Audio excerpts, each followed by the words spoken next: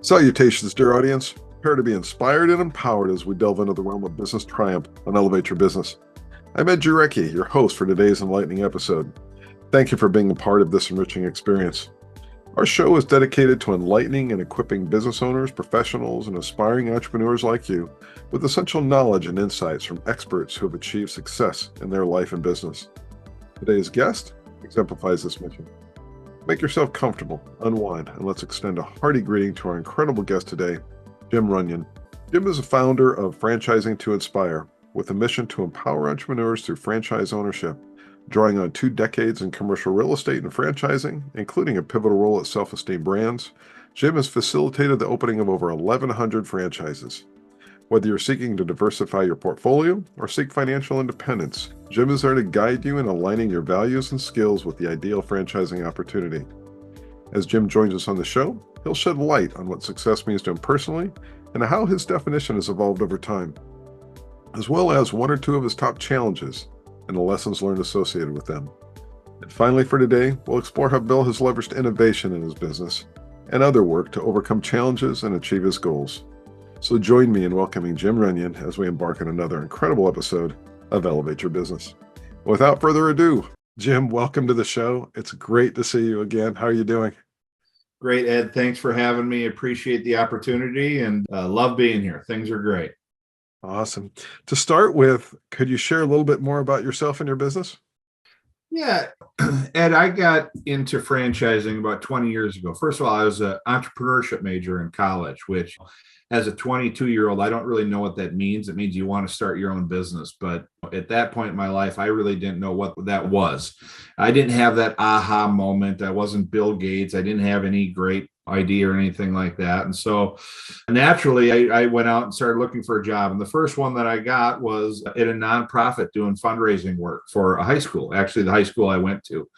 And I actually fell in love with the work. I loved it. But like many people, it just didn't provide the income that you wanted to have a family and do the things that you wanted. And so I started thinking about, well, how can I do something different? How can I make some more money? And I had thought back to one of my classes in college, which was on franchising. And I thought, you know what, that's interesting. Maybe I don't have the idea, but somebody else does. Someone else has done all the legwork. Maybe I can just copy their model and do that and make some extra money on the side. At that time, my brothers and I, we were all kind of in the same boat. We were young. I have 3 brothers, and we were all looking for something similar. And so we looked at a couple different franchises, ultimately ended up settling on one that was a food-based franchise. And we ended up buying it. And I'd love to tell you that there was some great story there that we grew it to 20 or 30 locations. But the reality is it wasn't a great experience. And part of that was because I didn't have anybody help or guiding me and telling me what to do or what to be looking for. And had I had that, I probably would have stayed away from the food business altogether. But like many things in life, what doesn't kill you makes you stronger. My brothers and I, we all learned from it and took what we could from it and moved on. We owned it for 8 years. So this wasn't like 6 months. There was a lot of lessons and a lot of things we learned over that time. I'd actually moved on at this point in time. I was working commercial real estate here in the Twin Cities, which is where I live, and doing investment sales and leasing and tenant rep work. And I love that. I thought, you know what, my franchising experience wasn't great, but I'm in something I really enjoy right now. And I'll probably never be in franchising again. Lo and behold, I got a call from Anytime Fitness, which happens to be a franchise based out of the Twin Cities here. At the time, they weren't nearly as big as they are today, but they were growing like a weed and they needed help. And so they asked me to come over and help them with the real estate department. And I went over there and for 10 years had just a fantastic experience. I saw the growth and really saw the good side of franchising. We were the #1 ranked franchisor in the world for a number of years. Ultimately, I did all the tenant rep work. We had a team of about 7 or 8 of us who did all the tenant rep work throughout the country and helped see the growth from roughly 1,200 locations to close to 5,000 locations. Wow. In 35 countries. Loved it, had a great experience, but like all good things, again, it has to end at some point. And for us in franchising, especially in the real estate side, there's a finite amount of locations out there. And so, you know, the end is coming near. And for me, I was starting to see that for my role. And then the pandemic hit. And like many people, we were all kind of caught flat footed. And from a real estate perspective, we had shut down every gym in the world. It wasn't a great space to be in. So truth be told, I was laid off for the first time in my life. I'd always left jobs on my own terms. And so I didn't know what I was going to do. Ultimately, I thought, I've got 15 years of commercial real estate experience. I've got 8 years in education, helping people become better. I've worked for the number one franchisor in the world for 10 years and seen the best of franchising. And I've been a franchisee myself. And I thought, well, how can I use this experience to help others? And ultimately, I thought opening my own franchise consulting company is that avenue for me. And so what I do today is I sit down with people like me when I was 25 years old who are looking to maybe get out of corporate America, maybe just start their own business. Maybe it's their second business. Maybe it's their third business, or maybe just diversify their portfolio, their investment portfolio, have some more control. Maybe they've been stung by the stock market or just they're afraid of the stock market or something, and they want to have more control and equity. And so they can do that. And what I do is I help people get into franchising and identify what those best companies are in the franchise space. And so when you think of franchising, you have about 4,000 options in the United States. And I hate to say this, but to start a franchise, it's pretty easy.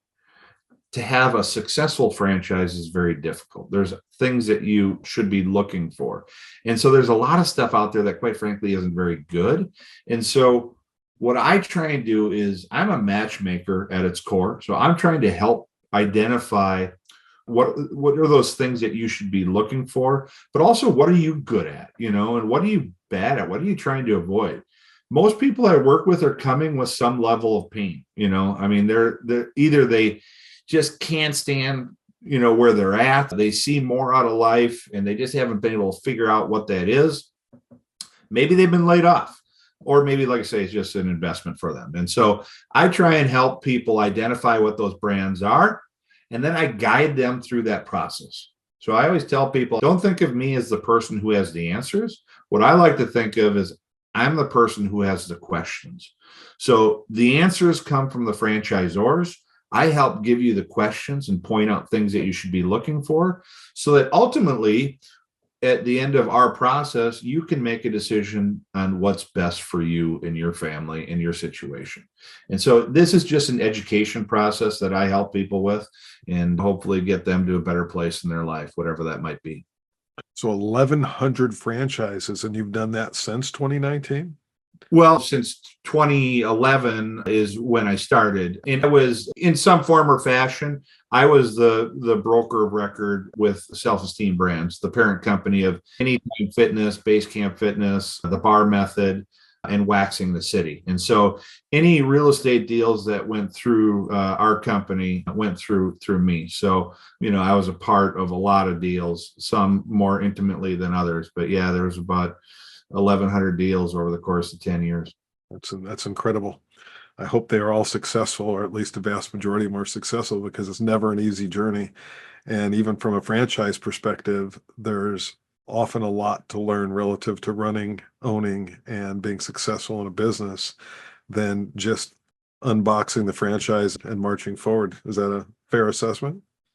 Absolutely. When I talk about franchising, I'm always clear with people. This isn't going to be easy. This isn't going to be easier, but what it is going to be is different. And so, like I mentioned, a lot of people come to us with pain. Maybe the pain is you're traveling all the time, or you never get to see your family. What you get when we work together and you buy a franchise is you get a platform. You get something that's been done before and it's been proven.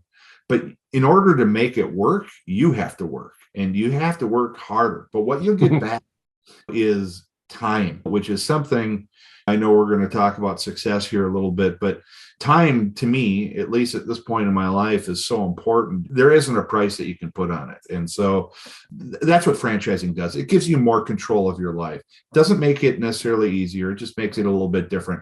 And like I say, it's not for everybody, but for those who want to make a change, it can absolutely be life-changing. Yeah, business in a box, because they generally provide most of the parameters, most of the tools and resources to get you off the ground.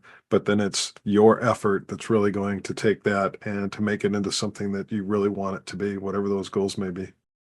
Absolutely. It's not a build it and they will come business. Never. Yeah, for sure. So you started to allude to this already. First question is, how do you define success today? Yeah, I think it's different. It's evolved over time, right? When you're young, for me, I was chasing the dollar. I was happy where I was at. I loved what I was doing, but I didn't have enough money because I thought that's what would drive happiness. As I became older and more successful, it became less about the money and less about the title and more about the time and the experiences. I now have 3 kids. So success for me today is being able to go, live a life that I can go see my kids' baseball games, that I can coach my kids' baseball games, that I can coach, their hockey teams, that my kids are good kids, that they're respectful, that they're kind, that they have friends, that they're happy. Like, to me, it's hard to define. It's hard to separate work and life. I mean, obviously you have professional goals and you have personal goals, but for me, running my own business, they're intertwined and it's almost intentional. It's like I say, I wanted that. So in order to get that, I had to find something that allowed me to do that. And so for me, it was kind of starting my own business, giving me the flexibility to do things I want, to provide experiences. I am of the belief I just try and show my kids everything and find out what they like. Let them decide. Let them tell us what they want to do. If they want to play baseball, great. If they want to play the piano, that's fine too. But a lot of I just try and show them the world and just show them experiences. And to me, getting that success for me is, I'm happy. I have a finite amount of time left. You can make as much money as you want, but you only have so much time. And so for me, it's using whatever time I have available to me to the best. And for me, that's family. Absolutely understood. And I actually agree with that sentiment. And so when you look back at that initial role of being a funding manager and you look at where you're at today and how you define success today, what's evolved? What's changed? Well, obviously, my life has changed. Having 3 kids is just life changing. There's so much more. Like, the happiness isn't going on a boys' weekend. Of course, we still have those, and those are fun. But yeah, it's seeing your kid have their first birthday party, or it's seeing your kid play their first baseball game or score their first goal in hockey or whatever it might be. It's all those things that are much more fun. So, like, when you talk about how success changes, success at a young age is more limited to myself. It's very kind of egotistical and it's all about me, right? That's success. And as you get older and have a family, I think it's less about you and more about everybody else. That's what's changed in my mind over the last 25 years as I view success. Well stated. And so when you think about that journey, and you've already alluded to a few of these, but what are one or two of the key challenges and the associated lessons learned that you've experienced through your journey? I think the hardest thing for me as I've evolved from working in corporate America and nonprofit is really trying to understand what I'm good at and know what my strengths and know what my weaknesses are. And so as a small business owner, I'm the chief marketing officer, I'm the chief technology officer, I'm the content writer, I'm the social media director. I'm all things, and I'm not very good at a lot of things. And so it's trying to identify, what am I good at? And let's focus on those things. I'm a jack of all trades, master of none, but that's okay. Focus on the things that you're good at, because you can outsource the other stuff. There's other people out there. And so for me, as I look at overcoming challenges, I've had to identify what I'm good at first and then find solutions for the things that I need help with. Any other lessons learned that you'd like to share with our audience? I think it's all about trial and error. Not everything's going to work, but don't be afraid to try. I've oftentimes, and this is hard, right? Because money is important to get certain things in small business. And sometimes I can cut off my nose to spite my face because I don't want to spend the money. And what I've had to realize is sometimes you just got to spend some money to figure it out. And I got to, whether it's outsourcing this, but try it. If it doesn't work, fine. Small business, in my mind, is as much about finding out what doesn't work as finding out what does work. And the only way you do that is experience and trying things. And sometimes it costs money, sometimes it doesn't. You never know where that next little nugget's going to be, or that next lead source, or whatever it might be. I think you just have to throw yourself out there. Yeah, so try. Yeah. From an innovation perspective, how are you leveraging innovation today to help you in your business? A big challenge for me, again, and this is getting back to me being the jack of all trades master. I don't have anybody helping me. This is my office. This is what I do. And so doing follow-up, sending out newsletters, keeping in contact with people, I think for me was challenging, right? Is how do I stay in front of people? You're not thinking about what I do every single day. It's not top of mind. So I think of it, life is like a pendulum. You're constantly going like this, and there's one time that you might be thinking, oh, I want to start my own business or franchising. And so how do I become that person that you think about at that point in that discussion? Kind of like selling a house or buying a house. You only make that decision 2, 3, 4 times in your life. How do you make sure that I'm the person you think about when you're going to buy that house? Or in my case, if you're thinking about starting your own business, how do I make sure that you're thinking about me and franchising? And so for me, automation has been very, very helpful. I can't be all things everywhere. And so I've got some drip campaigns. I have some follow-up tools. So when I make contact with somebody, there's something that's always happening in the background. I'm constantly talking to them either through nurturing campaigns, follow-up calls, things like that. Some people have virtual assistants. Some people have secretaries. I don't have the luxury of being able to pay for a secretary. So I've used technology, and there's automation companies out there that have really made things easier for people like myself. And it just, from a recording, from a CRM standpoint, that's been a game changer for me. Outstanding. I know there's a lot of innovation going on right now. And of course, AI is the topic of the day. Newsletters, articles, blogs, a lot of conversation around technology, AI, and where it's going. Any thoughts as to where those types of technologies and innovations are going to help you in your business? I think it helps from a marketing standpoint. It might help identify people who, from a lead generation standpoint, maybe help identify people who are interested in looking at starting their own business. But at the end of the day, technology can only take you so far. The service that I provide is really helping guide people in going through kind of a introspective kind of process where they understand themselves, and then trying to match that with something else that's out there. And so I don't know that I do that. I'm sure at some point, maybe it can, maybe it can't. I don't know. Maybe it gets you close. But I think of it more for me as a prospecting tool and identifying those who are out there and then letting us take it from there. That's how I see AI and affecting my business. I could see, what is it? I've heard 2 different reports. One I've read is within 10 years, 70% of all the existing jobs out there will no longer exist. And recently, within the last week or so, I read something else that showed that by 2030, 70 million jobs across the United States are going to be eliminated. But at the same time, that's opening up a whole new era, because in another article, they talked about in 2025 enabling air taxis. And so when I think about those types of things and all of the other technology innovation that are starting to become commercialized, it's going to change our life.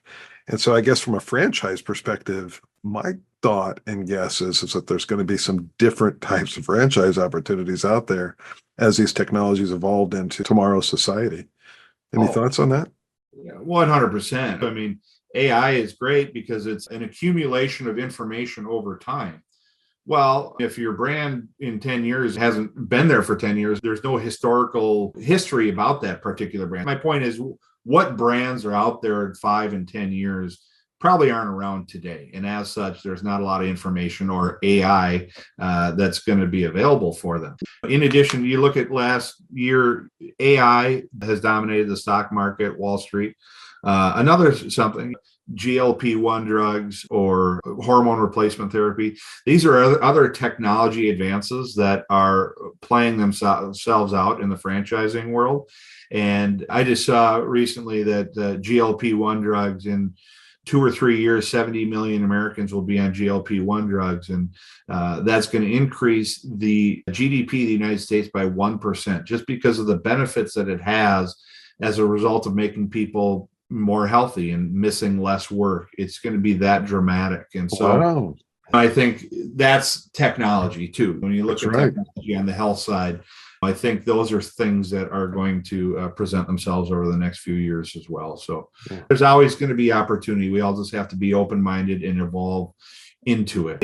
Anytime Fitness, I worked there for 10 years. When I started, like I mentioned, there was about 1,000 locations.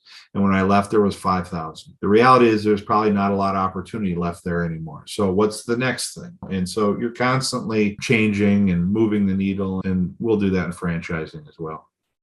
So one final takeaway, if you could offer our audience anything that they must consider as part of their business and entrepreneurial journey, what would that be?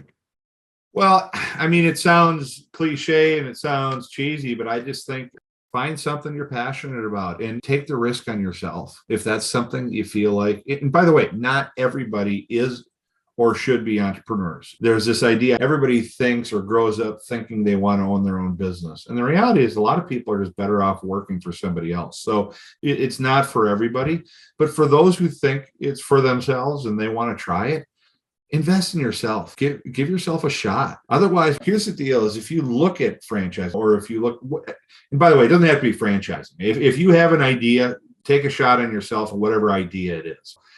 But what people do is they get complacent. They're too scared. And then for 20 years, they work for corporate America, and then they are upset when they retire because they never did something for themselves and they regret it for the rest of their life.